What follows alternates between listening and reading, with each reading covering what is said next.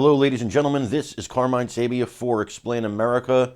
And Donald Trump just delivered some really bad news to Joe Biden, Merrick Garland, and Special Counsel Jack Smith after their historic indictment of a former president. Folks, before we get started, please make sure you like, comment, share, and subscribe. Those little things, I know they're annoying to hear, but they really help us out, and they really help our channel continue to grow. So, Trump was giving a rally on Saturday when he talked to his supporters, and he explained to them what was going on since the indictment. Now, Trump was laughing, he was joking, he was strutting around stage. He was typical Donald John Trump, okay? He was not concerned, and you could see he was taking this in stride. He was taking it in stride probably as a man who knows that he did nothing wrong and knows that, in his opinion at least, there's a witch hunt going on. I happen to share his opinion on this. He also said during his rally that he believes if he was not running for president, none of this would be happening. I also share that opinion. I think those things are pretty obvious, especially when you see that Rachel Maddow, Geraldo Rivera, and some others have floated the idea of him dropping out of the race, going to the Justice Department and saying, look, I'll drop out of the race in exchange for a pardon by Joe Biden or something like that. Well, if this is not about politics, if this is about the rule of law, why would even they consider that idea? And why are Democrats suggesting it? But that's not even the worst news. That's just a little anecdote on the side. What Trump delivered, however, was really bad news for the prosecution. Let's go ahead and take a look at that. Elections, and we have to have a strong border. It's no wonder the swamp is getting truly desperate as they see us leading big in all the polls. And this week's Morning Consult poll just came out. We have a 34-point lead on DeSanctimonious. We're at 56%. That's with a lot of people in it. Haley's at 3. Great job. Pence is at 7. Oh, look at this one. This one just came out in the Clarity campaign poll, very respected.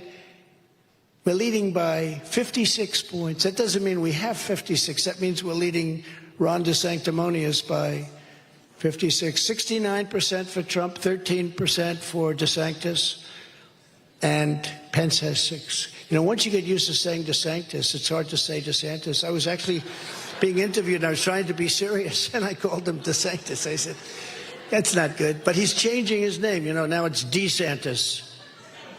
And I put a little message out. Never change your name in the middle of a campaign. You don't change your name in the middle of a campaign. In the Emerson poll of Iowa, we're leading by 42 points. See, I told you. I told you. I got him $28 billion. How are we going to lose?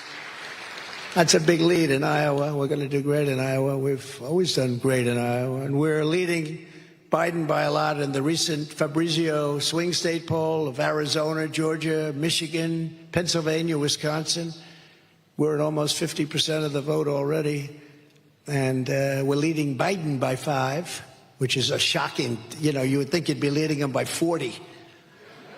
You would think we'd be leading him by more than we're leading DeSantis. In the ABC Washington Post poll, just came out, I'm up by 7 points over Biden.